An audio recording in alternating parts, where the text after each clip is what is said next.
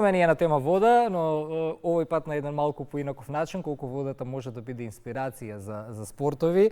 Добро утро за уште еднаш подсетувам за оние кои што подоцна не се вклучуваат. Дамјан Петрески, еден од основачите и представник на Падел Клаб Скопје. Луѓето кои што го донесоа стоечкото веслање како спорт во Македонија уште пред многу години, кога и луѓето беа скептици дека тоа може да успее кај нас. Но еве после многу интервјуа во Македонија наутро дојде време да сумираме сезони и да сумираме резултати. Ако некој не го кажеше ова пред неколку години, Дамјан ќе кажеше не.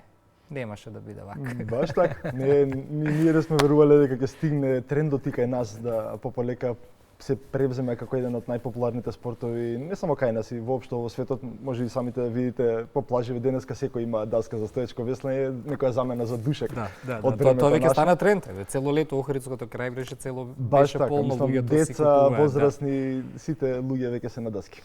Сега, околу сезоната која што привршува во Македонија. Оваа сезона си трае 12 месеци таму каде што имаме подобри временски услови.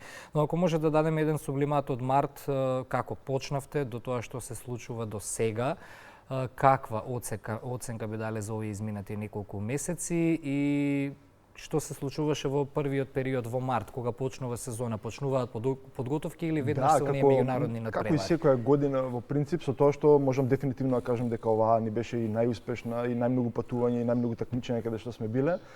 Ја почнавме и воедно и славиме 10-та сезона оваа година. 10 години поминаат после ето 5 од самиот настан кој го организираме на Охридското езеро, но 10 години од активностите на клубот кои ги правиме најчесто и со членови, така и патуваме по такмичења различни низ светов. Почнавме од кај спонзорите, така секоја година го потпишуваме договорот во Холандија.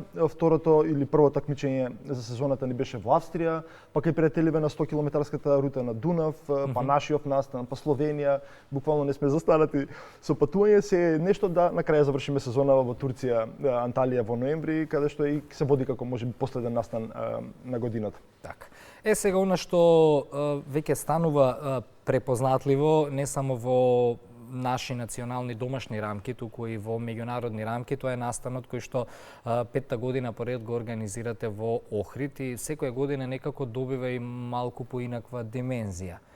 Годинава имавме и 2 дена. За кој настан станува збор и слично, ќе ни ги кажете деталите да не мудрува многу. На Охридското езеро со даски за стоечко веслање ние го викаме Лейк Охрид Сап Кросинг. Никој не ми верува надвор кога ќе кажам дека 20 и колку беа 26 километри и никој не верува дека со таква даска може да помине некој толку. Кога ќе кажам јас првата година учествував и никој не се откажа. Никој, да. Сите помина. Ако веруваш, само еднаш имам откажување со тоа што не беше за потешкоти со веслањето, беше сакам до тука, сакам пиво да пијам, а кај нас самиот нас не е дозволено, посебно за рекреативците не е дозволен алкохол.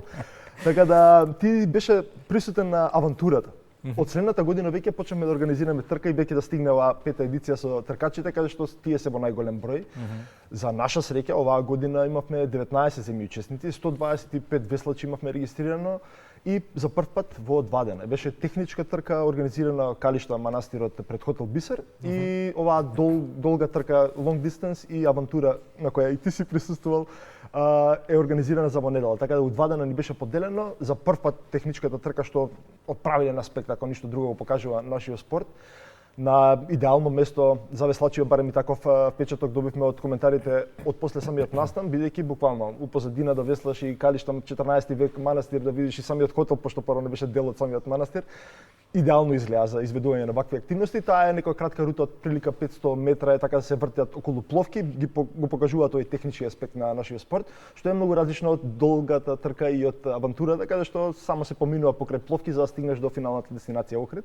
Ова е базирано на истата локација, се врти околу пловки, се тркаат, се буткаат, меѓу себе многу поатрактивно за самите веслачи, а и за самите учесници кои се тркаат, секако и за гледачите кои се надвор, за разлика на оваа долга трка каде што имаш 23 или 26 километри, поминуваш од Светинален до Охрид и буквално ако ги видиш кога ќе ти поминат на твојата плажа, тогаш ќе видиш. А овде на Калишта беше баш сите сме на исто место, сите навиваат заедно, сите го гледаат, пошто имавме светски шампиони, европски, многу национални шампиони кои дојдоа за поддршка на нашиот настан и да ги видиш нив како ги изведуваат овие активности буквално пред тебе, беше Мислам, чест, ако ништо друго.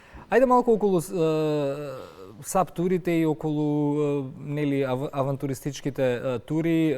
Македонија дефинитивно изобилува со доста убавени за развивање на овој спорт. Сакам да потенцираме дека не сте само како клуб концентрирани во Скопје или во Охрид, туку секаде каде што има услови за тоа. Буквално. Ако зборуваме веќе за промени, дали имаме култура за вакви тури, дали луѓето веќе се дел рекреативно, аматерски, да кажеме еден ден од викендот да се јават, да го пробаат овој спорт, како се движиме во таа насока? Добиваме и ние повици за луѓе да искочат во природа да ги извршуваат овие активности, бидејќи буквално ние по социјални мрежи, кај што и најмногу не следат луѓето, може да видат дека активностите ни се движат на сите 20 езера вештачки природни во државава, со тоа што ете тие 17 вештачки што ги поминуваме, сме зависни кој период од годината кој може да влеземе во нив, бидејќи се испразнуваат, се користат за наводнување на околните ниви.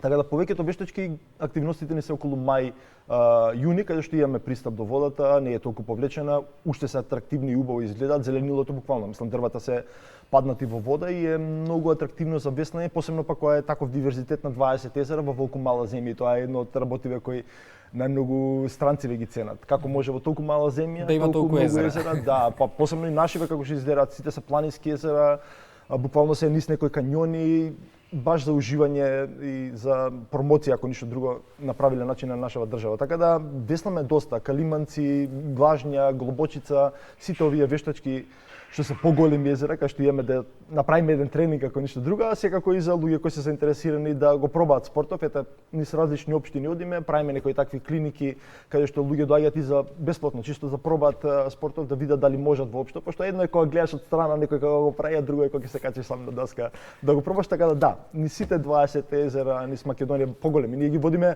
над километар и пол чисто за да имаме некој тренинг да направиме, да не биде у круг се вртиме само, така да ги водиме тие 20 и практикуваме да идеме на сите 20 во текот на сезоната. Иако ни почнува да речам април на почетокот негде и март, зависи од временските услови на почетокот на сезоната, завршуваме негде октомври, ама ете, такмичењето последно у ноември не престануваме, цело време сме на вода. Многу социјализација има во овој спорт, па сакав да те прашам, не знам, не сме го разговарале тоа, затоа и вака ќе го поставам прашањето, можеби сте имале, затоа и ќе се извинам, но ќе го поставам за воидно време, дали се размислувате за некои социјални или екоактивности како вечери под звезди, не знам, веслање на САП под звезди слично, или веќе почнавте и во тие насоки? Полна месечина која ни се случува да е добро времето, да, многу често правиме еколошки некои организации за да може да, ако веруваш, многу често кога одиме на повеќето од езера кај нас е од рибари оставени ѓубри, пошто најчесто на вештачки езера се среќаваме рибари. Нема други веслачи, многу ретко е. Се почесто гледаме, ама многу ретко гледаме некој да изведува други активности освен риболов на езерава, така да многу често ѓубре од кампери, од рибари се оставени, така да многу често за да го обезбедиме пристапот на вода, мора да чистиме. Така тие еколошки акции многу често ги правиме по езерава, обавезно пред влегување во вода некои 30 на минути и чистиме за уопште да може пристапот да си го дозволиме до вода. Така да, од било каков тип, дали било такво вечерно веслање, пошто имаме и светла за под даска, за малце ако ништо друго поатрактивно да го направи веслањето навечер, обавезно која е полна месечина одиме, али полна месечина не секој значи дека ќе биде видлива. Посебно па да би го спомнам матка, пошто е лимитиран канјон и ти е лимитиран видокот, кога е полна месечина буквално не ти треба светло за навечер да веслаш. Но кога месечината е негде, а канјонот ти е лимитиран погледот, не можеш да веслаш, баш ти треба, да, ти треба.